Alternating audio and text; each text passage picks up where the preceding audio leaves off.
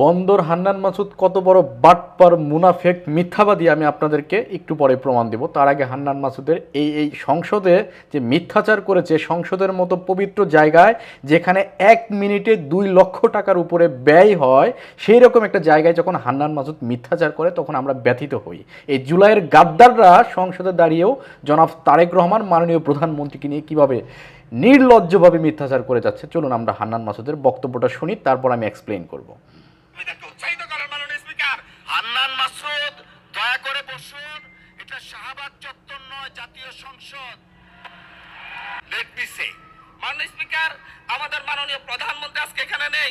উনি যখন বিভিন্ন ভাষণে গিয়ে অসত্য তথ্য দিয়ে বলেন বিরোধী দল মিছিল করতেছে, মদের দাম কেন বৃদ্ধি করা হয়েছে, কেন সিগারেটের দাম বৃদ্ধি করা হয়েছে, এরকম অসত্য তথ্য দিয়ে এই যে বাজেটটা দিছে 9,36,000 কোটি টাকার, এই বাজেটে তারেক রহমান সাধারণ মানুষের কথা চিন্তা করে, তৃণমূল মানুষের কথা চিন্তা করে, একদম নিম্ন আয়ের মানুষের কথা চিন্তা করে তিনি যে বাজেটটা দিয়েছেন, প্রত্যেকটা পণ্য আমি ধরে ধরে আপনাদেরকে এখানে দেখাতে পারবো, কিন্তু সময়ের কারণে আপনারা কষ্ট করে এত লম্বা কথা শুনবেন না, আমি শর্টে কথাগুলো বলতে চাচ্ছি।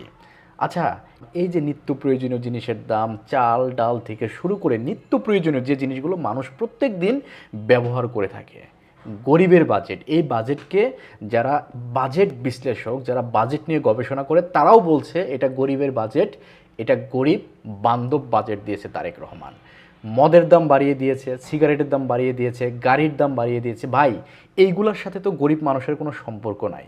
জনাব তারেক রহমান যে বাজেট দিছে, তিনি ধনীদের জন্য এই বাজেটটা দেন নাই। জনাব তারেক রহমান গরিব, যারা নিম্নবিত্ত, যারা মধ্যবিত্ত, তাদের জন্য এই বাজেটটা দিয়েছে। এই বাজেটটা দেওয়ার পরে সারা বাংলাদেশের মানুষ যখন আনন্দে আত্মহারা, খুশিতে আত্মহারা, তখন এই হান্নান মাসুদরা, এই নাহিদরা, এই 11 দলীয় গং, এরা তারেক রহমানের বাজেট নিয়ে নানাভাবে ক্রিটিসাইজ করছে, করুক, সমস্যা নাই।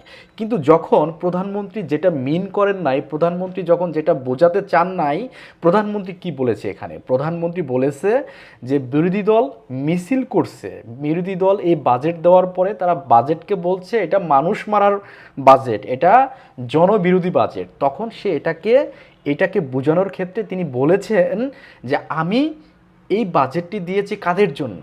গরিব মানুষের জন্য। গরিব মানুষ তো মদ খায় না, গরিব মানুষ তো এই দামি দামি সিগারেট খায় না।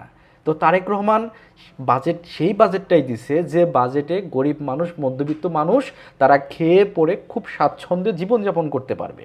এইরকম একটা জনবান্ধব বাজেটকে এই জামাতের মতো, এই জামাতের মতো, এইসব লাফাঙ্গা জামাতের মতো, এইসব বাটপার, যারা 47-এর পর থেকে এখন পর্যন্ত মানুষের সাথে মুনাফিকি করে আসছে, তারা এই তারেক রহমানের বাজেটকে নিয়ে আজে বাজেভাবে ফ্রেমিং করার চেষ্টা করেছে।